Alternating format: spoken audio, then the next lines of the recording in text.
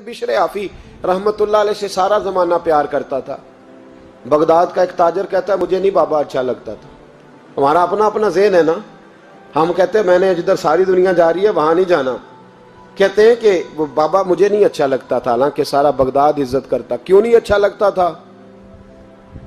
کہتے ہیں اس لیے کہ بابا نہ صرف فرض مسجد میں پڑھتا تھا, باقی نماز گھر جا کے. تو میں کہتا تھا اتنا ولی ہے تو باقی بھی مسجد میں پڑھے. کہتے ایک دن میں نے کہا جسوسی کرنی ہے اس کی, جو کہ اسلام میں منع ہے. کہتے حضرت بشر عافی رحمۃ اللہ علیہ نے جمعے کے فرض پڑھے, فرض پڑھ کے نکل گئے دوڑ کے.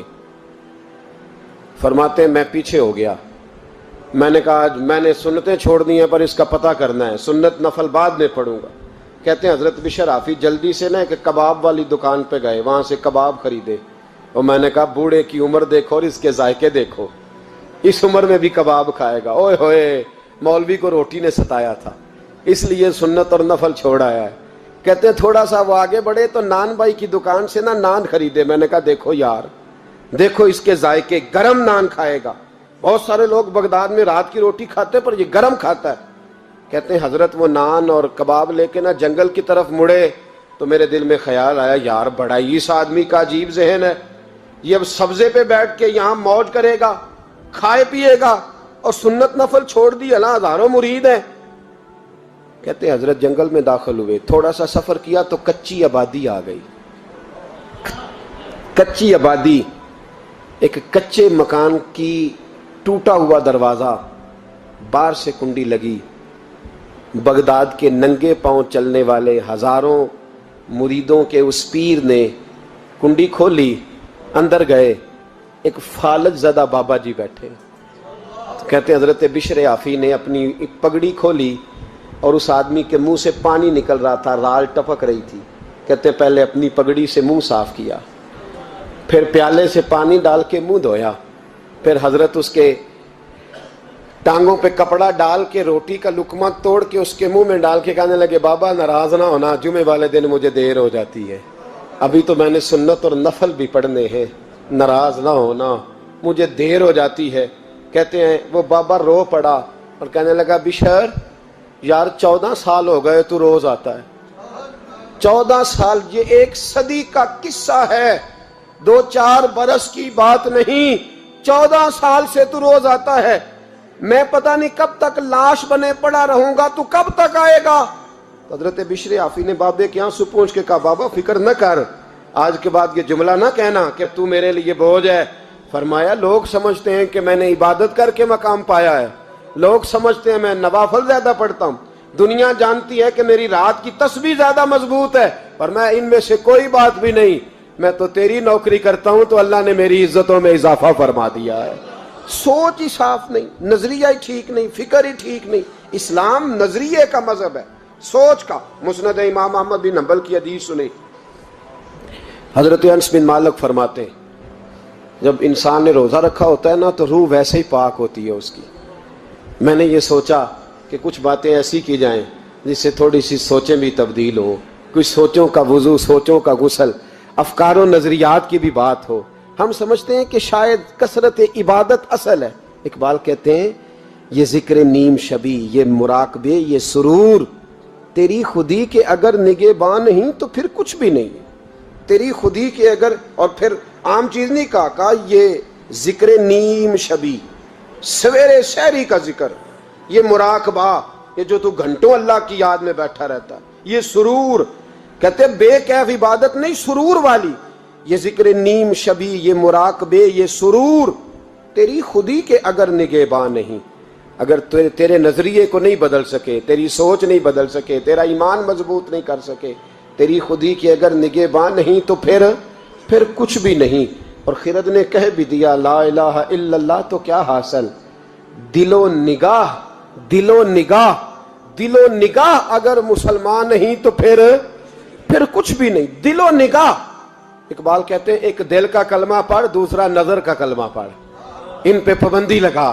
دل و نگاہ اگر مسلمان نہیں تو پھر تو کچھ بھی نہیں, کچھ بھی نہیں. حضرت انس بن مالک کہتے ہیں میں حضور کے پاس بیٹھا تھا, حضرت عبداللہ ابن عمر بھی بیٹھے تھے, کوئی بات ہو رہی تھی, ایک حجرے میں بیٹھے تھے, دروازے پہ دستک ہوئی. مسند امام احمد میں حدیث ہے نبی پاک علیہ السلام نے فرمایا انس دروازہ کھولو، دروازے پہ وہ بندہ ہے جس کو اللہ بغیر حساب کتاب جنت عطا فرمائے گا، وہ بندہ ہے دروازے پہ۔ حضرت انس بن مالک کہتے ہیں میں نے دروازہ کھولا تو بندہ دیکھا، غریب سا ایک انصاری صحابی، اور بندہ بڑا سادہ، وضو تازہ کر کے آیا ہے تو پانی کے قطرے داڑھی سے بہہ رہے ہیں، اور چمڑے کے جوتے اس نے لپیٹ کے نا تو بغل میں چھپائے ہوئے، آ کے اتحیات کی حالت میں بیٹھا، حضور سے دو چار باتیں کی، چلا گیا۔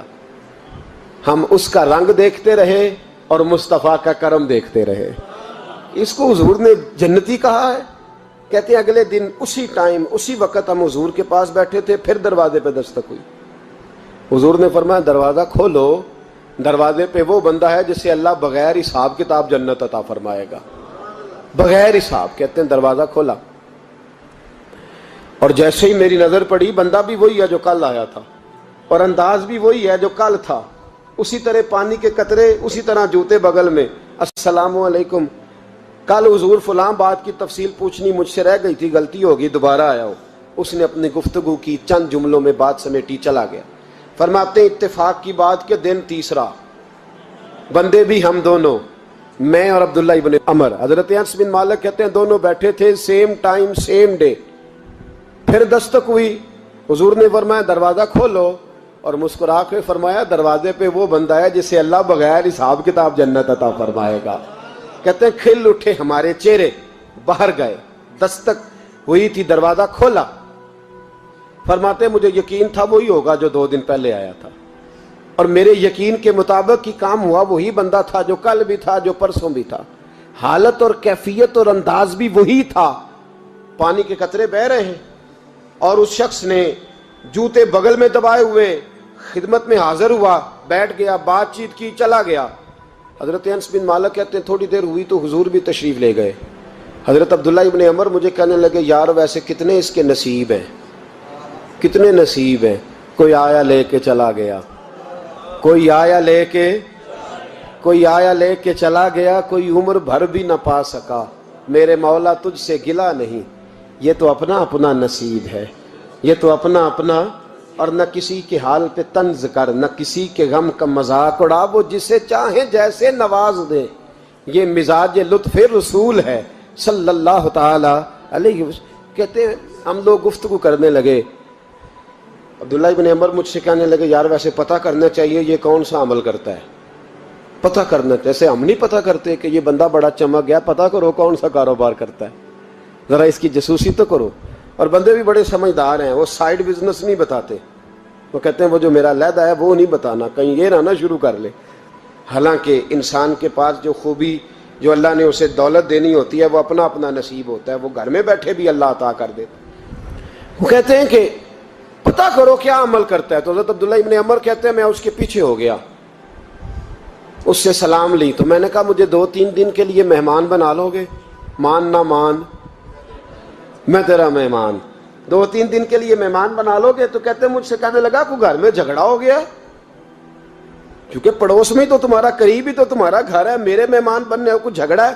تو میں نے کہا چلو ایسے ہی سمجھ لو، پر مجھے مہمان بنا لو۔ کہتے ہیں میں 3 دن اور 3 راتیں اس شخص کے ساتھ رہا، وہ کتنا صدقہ کرتا ہے میں نوٹ کرتا رہا، نماز کتنی پڑھتا ہے، اس کا کیا، میں چاہتا تھا کہ وہ عمل مجھے ملے، اس کی برکت سے مصطفیٰ نے اسے 3 مرتبہ جنتی فرمایا ہے، تاکہ وہ کیفیات مجھے بھی ملیں۔ حضرت عبداللہ ابن عمر کہتے ہیں کہ میں نے کوئی خاص چیز نہیں دیکھی، وہ عشاء پڑھتا تو فجر تک بستر پہ کروٹیں لیتا، اور میں الحمدللہ اٹھ کے تہجد بھی پڑھتا، نوافل بھی پڑھتا۔ کہتے ہیں وہ 1 سپارہ پڑھتا، میں 3 پڑھتا۔ فرماتے اس نے 3 دنوں میں کھجور بھی صدقہ نہیں دی، کہ کھجور بھی، اور میں نے بڑے بڑے غریبوں کی مدد کی۔ میں کہنے لگا کہ عمل تو میرا زیادہ ہے اس سے، پھر خوبی کیا ہے؟ خاص توجہ کرنا، اسلام اور دین کا جو فکری اساس ہمیں صحابہ نے دی۔ حضرت عبداللہ ابن عمر کہتے ہیں میں نے تیسرے دن اسے کہا بھائی اللہ تیرا بھلا کرے، تو نے بڑی خدمت کی، میں نے جانا ہے، میرا کوئی جھگڑا نہیں ہوا تھا، میں تو بس تیرا عمل دیکھنے آیا تھا کہ تو عمل کیا کرتا ہے۔ تو وہ صحابی کہتے ہیں مجھے کہنے لگے یار تو میرا عمل دیکھنے آیا تھا، مجھے بتا تو صحیح کیا نے، اور کیوں دیکھنے آیا میرا عمل، تجھے کیا ضرورت پڑی میری جاسوسی کی؟ تو کہتے ہیں مجھ سے جب اس نے سوال کیا تو میں نے اس کو کہا بھائی تو 3 دن آیا ہے نا, ہم بیٹھے ہوئے تھے. کہا ہاں میں آتا رہا ہوں. کہا 3 دن نبی پاک نے فرمایا اللہ تجھے بغیر حساب کتاب جنت عطا فرمائے گا. تو میں چاہتا تھا کہ میں ذرا جاسوسی کروں, ذرا دیکھوں, کھوج لگاؤں کون سا ایسا عمل ہے. آپ بھی ذرا دھیان دیجئے گا, کون سا ایسا عمل ہے. حالانکہ تو عشاء پڑھتا ہے اور اٹھ کے فجر پڑھتا ہے, میں تہجد بھی پڑھتا ہوں, تیرا سپارہ 1 ہے میرے 3 ہے. کون سا ایسا عمل ہے جس کے سبب تجھے جنت ملے گی. کہتے ہیں وہ صحابی کہنے لگے یار کوئی ایسا عمل نہیں, کوئی شے نہیں, میں اس قابل ہی نہیں. من آنم کے من دانم, جو میں ہوں مجھے پتا ہے. کہا پھر کوئی بات تو ہوگی, تیری مہربانی بتا دے, میں نے 3 دن 3 راتیں محنت کی ہیں, بتا دے. کہتے ہیں وہ کہنے لگے اگر تجھے بتاؤں نا تو پھر سن. میں جب رات کو سوتا ہوں تو اپنے دل پہ نظر ڈالتا ہوں, اور سویرے جب اٹھتا ہوں تو پھر اپنے دل پہ نظر ڈالتا ہوں. موبائل پہ نہیں, کنجی پہ نہیں کہ چابیاں کدھر ہیں, بٹوے پہ نہیں. میں رات کو سوتے ہوئے بھی اپنے دل پہ نظر ڈالتا ہوں, سویرے اٹھتے ہوئے بھی میں سب سے پہلے اپنے دل پہ نظر ڈالتا ہوں. فرماتے ہیں الحمدللہ میرے دل میں کسی کا حسد نہیں ہے, کسی کے بارے میں کوئی کینہ نہیں ہے, کوئی کسی کے بارے میں میل نہیں. میں اللہ کے ہر بندے کے بارے میں سوچ, نظریہ, فکر اچھی رکھتا ہوں. اور فرمایا میں تیرے بارے میں بھی عبداللہ یہی سوچتا ہوں کہ تو مجھ سے زیادہ نیک ہے. الحمدللہ اس وقت بھی میرا ذہن یہ ہے کہ انس بن مالک مجھ سے زیادہ پرہیزگار ہے. اس وقت بھی میری سوچ یہ ہے کہ محبوب کے سب صحابہ میں سب سے کمزور میں ہی ہوں. نبی عبداللہ ابن عمر کہتے ہیں میں نے اس کا ہاتھ چوما, میں نے کہا سمجھ آ گئی ہے, تیرا نظریہ, تیری سوچ پکی اور سچی مسلمان ہے. تو دل اور روح کا مسلمان ہے, تو نظر اور روح کا مسلمان ہے. یہ سبب ہے کہ اللہ کے رسول نے زمین پر چلتے ہوئے بھی تجھے 3 دفعہ جنت کی بشارت عطا فرما.